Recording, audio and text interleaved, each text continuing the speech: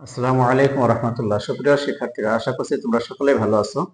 এখন আমি তোমাদেরকে সমাধান করে দেখাবো তোমাদের অনুশীলনী 3.3-এর 12 নম্বর প্রশ্ন থেকে। 12তে আছে নিচের ফাঁকা ঘরগুলো পূরণ করো। আমরা এখানে দেখো ক খ দুটো উঠিয়েছি, আমরা কর সমাধানটা আগে করি। এই ফাঁকা ঘরে কত বসবে সেটা আমাদের পূরণ করতে হবে। তো এখানে ফাঁকা ঘরটা এই জায়গা আছে হলো 8 প্লাস ফাঁকা ঘর সমান সমান এই জায়গা আছে 0।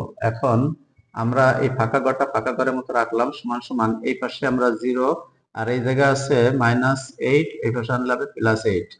তার মানে হলো অতএব এই ফাঁকা ঘর সমান সমান হবে হলো 8। তার মানে এইখানে 8 হবে, এখানে 8 হবে।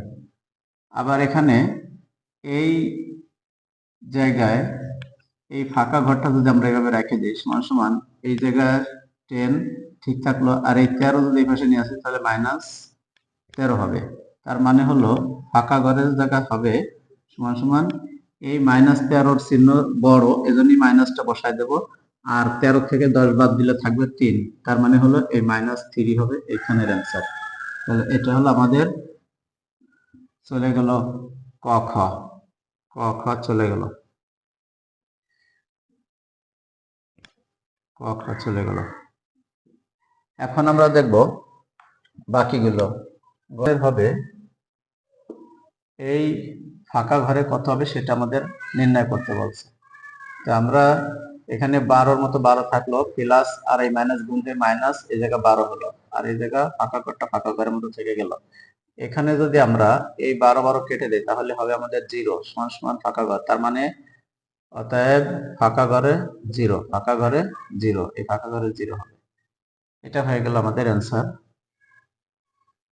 এবার আমরা করব ঘ নম্বরের উত্তর বের করব। ঘ নম্বরে আছে -4 প্লাস ফাঁকা ঘর সমান সমান -12 আছে। এখন এই ফাঁকা ঘরের মতো ফাঁকা ঘর রেখে দেই, সমান সমান এই -12 ঠিক থাকলো, আর এই 4 এই পাশে এসে প্লাস হয়ে গেল। অতএব ফাঁকা ঘরে আসতেছে আমাদের কত, এই 12 থেকে 4 বিয়োগ হয়ে গেলে থাকবে হলো 8। তার মানে বড়টার চিহ্ন মাইনাসই থাকলো, আর এই 8-এর মতো 8 হলো। এইখানে আমাদের হবে হলো 8, ফাঁকা ঘরে 8 হবে। এটা আমাদের অ্যান্সার -8, শুধু 8 না, -8।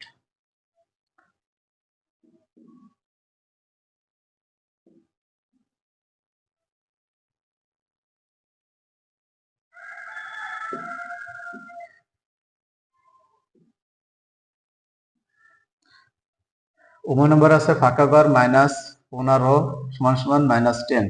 আমাদের ফাঁকা ঘরটা ফাঁকা ঘরের মতো থাক, সমান সমান এই -10 এর মতো -10, আর এই 15 যদি পাশে আসে তাহলে প্লাস হয়ে যাবে, প্লাস হয়ে যাবে।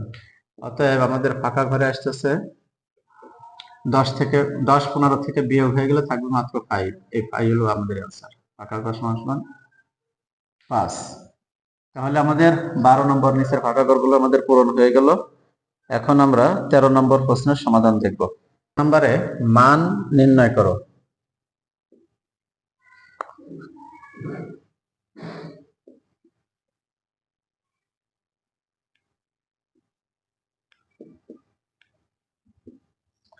দেখো কতে আছে -7 -8 মাইনাস ইন্টু -25, এটার মান নির্ণয় করতে বলছে।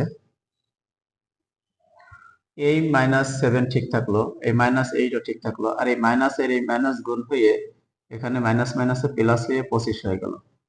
এখন এই মাইনাস এই মাইনাস এই দুটো আগে যোগ করে নিতে হবে, একই চিহ্ন থাকলে যোগ করতে হবে আগে। তাহলে -8 7 15 হলো, 8 7 15, আর এই মাইনাস +25 থাকলো এখানে। এখানে যেহেতু 25 বড় আর 15 ছোট, 25-এর চিহ্ন তো প্লাস, এজন্য প্লাস থাকবে এখানে। আর 25 থেকে 15 চলে গেলে থাকবে 10, 10 থাকলো। এটা আমাদের অ্যান্সার। এবার কতে আছে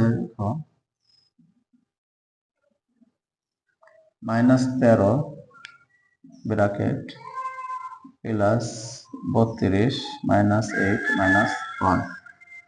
কতে আছে -13 প্লাস 32 -8 -1, সমান সমান এই -13 মতো থাকবে, ব্র্যাকেট উঠে গেল 32 প্লাস, আর এখানে আছে -8 -1, ব্র্যাকেট থাকলো না। এখন আমাদের এই যে মাইনাসের চিহ্ন যে কটা আছে এই কটা আগে যোগ করব, আর এই 32 এর মতো থাকবে। তো 32 এখানে থেকে গেল মাইনাস 8 আর 1 9, 9 আর 3 কত হবে 12, 12 2 হাতে 1, 1 আর 1 2, 22 হয়ে গেল।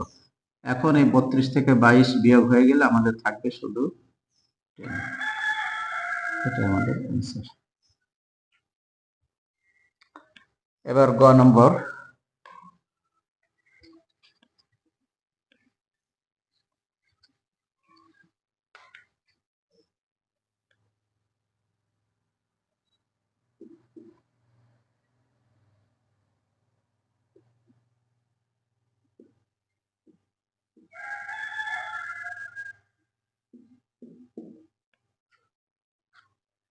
গতে আছে -7 প্লাস -8 প্লাস ইন্টু -90 মানে 90।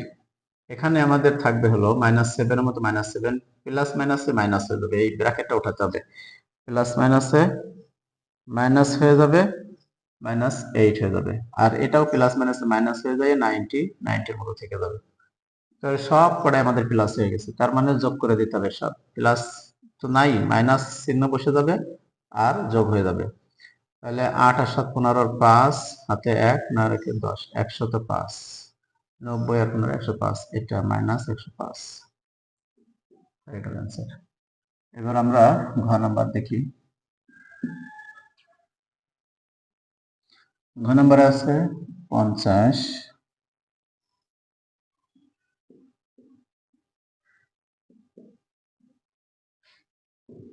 এখানে আছে ঘ নম্বরে 50 মাইনাস ইন্টু -40 ইন্টু -2, তাহলে 50 এর মতো 50 বসে গেল, আর মাইনাস মাইনাসে প্লাস 40 হয়ে গেল, আবার ও জায়গায় মাইনাস মাইনাসে প্লাস 2 হয়ে গেল। তাহলে এখানে আমাদের আসতেছে এই 2 40 50 সব যোগ হয়ে যাবে, তাহলে 40 50 40 90 আর 2 92, এটা আমাদের অ্যান্সার। এই হলো 13 নম্বর শেষ হয়ে গেল। এরপর আমরা 14 নম্বর দেখব।